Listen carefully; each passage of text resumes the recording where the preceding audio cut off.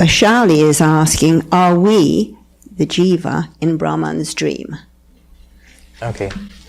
An explanation of the first stanza of the Dakshinamurti Stotram. Now that's good. I'm sure the reason the person is asking the question is a number of times I've quoted it. So it's one of my favorites. That's why I think the question has come. In some lecture in the internet it must be there.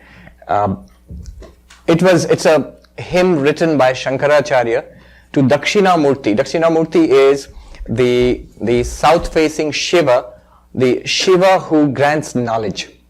God in his aspect of granting spiritual knowledge. Dakshinamurti. Now, there, the first stanza is so beautiful. It goes like this.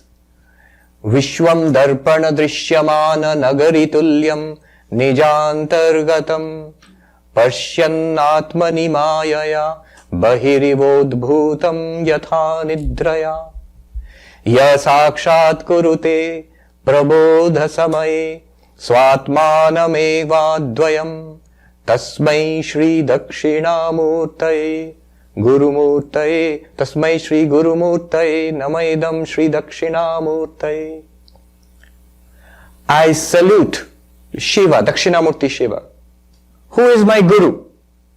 Who is my own self? The self, Atma, Guru and God are one.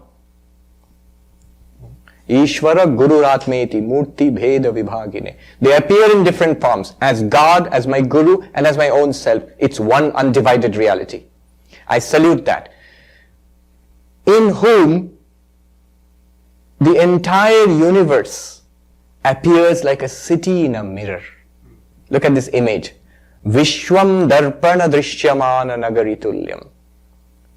Sometimes when you're driving outside Manhattan, when you cross the bridge, when you look at your driving mirror, you can see Manhattan shining at night.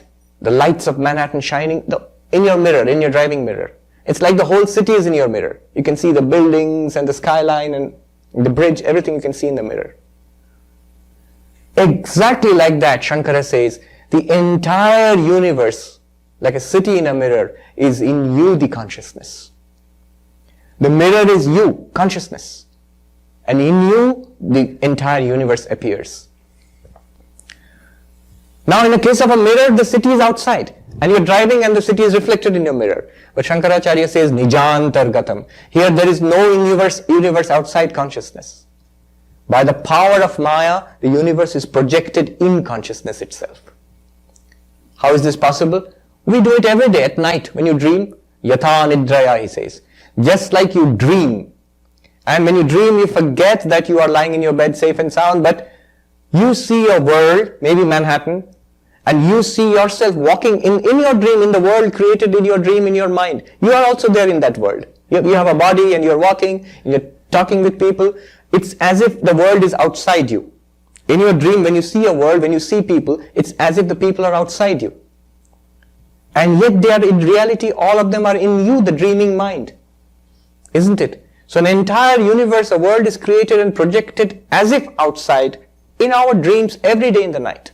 When we wake up, we think, oh, it was all in my head, it was a dream.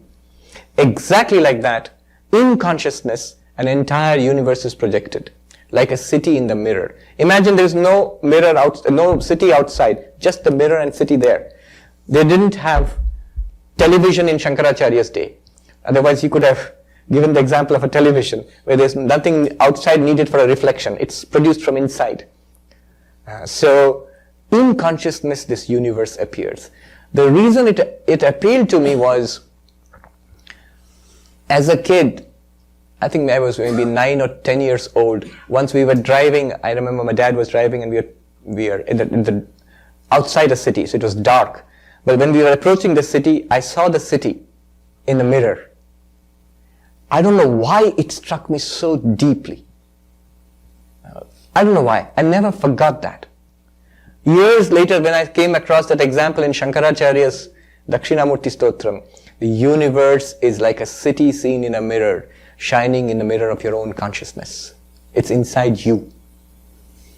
Then I was so thrilled to read this, so I often would quote it. Notice one thing about the city in the mirror. In the mirror, the city which you are seeing in the mirror, it's not really there. What's there? It's a mirror. Every bit of the city that you see there, the buildings, the roads, the people, the sky, the birds, they're all what? They're the mirror, they're glass. There's no real bird or man or a building or road in the mirror. It's just an image in the mirror. In the same way, they say, in this consciousness in which the universe appears, there is no real world outside which your consciousness is experiencing. That's how we see ourselves. We see ourselves as, here is the world, Manhattan, and I'm a person, little person in this world with a little bit of consciousness. I'm a body with consciousness, and with this consciousness I'm experiencing this Manhattan, enjoying, suffering, seeking, desiring, getting hurt, living, older, disease, death. All this is because I think I'm this body. Whereas all the time, Vedanta tells you, in your consciousness, just like a dream, Manhattan appears, your body appears, your mind appears with its thoughts and desires and everything. You are the consciousness in which this appears. And then through this you can act. Think of yourself not as a body with consciousness. Think of yourself as a consciousness in which a body appears. Think of yourself as a consciousness in which the world appears. You can do it right now. In fact, it's not imagination. Vedanta seeks to re-educate us. It gives us new eyes to see, not new things to see. I think it was in Eliot's poem. I've forgotten the thing there. That we shall set forth, voyaging on seas unknown, seeking new adventures. I've forgotten the exact, maybe Ulysses or something. Who wrote that? Tennyson? There must be Tennyson. Yes. And to seek and to find, yes. And then he writes. And maybe I'm mixing up the poets. And we shall, then, and not to yield, yes, that's there. But then we shall come back again. To your home and hearth and everything. And to see old things anew with new eyes.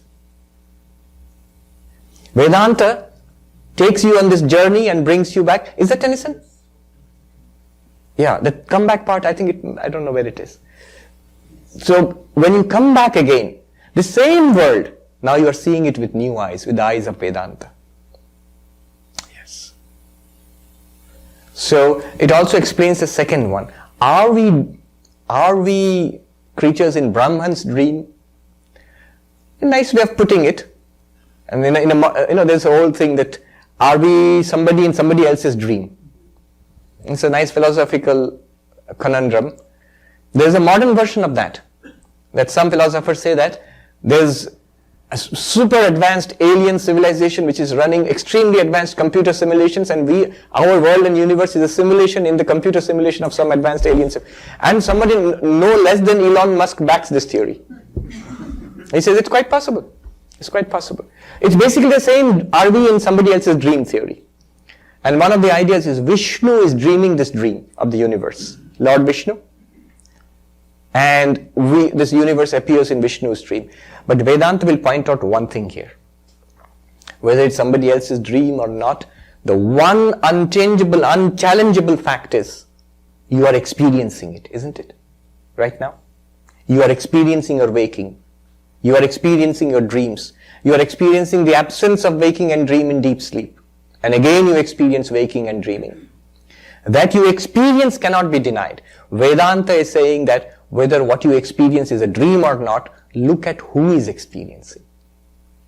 I'm sorry for sounding so monomaniacal. I keep driving you back to that point. Who is experiencing? Are we creatures in Brahman's dream? Vedanta's first answer would be, in a way, yes. The real answer would be, you are Brahman. You are Brahman.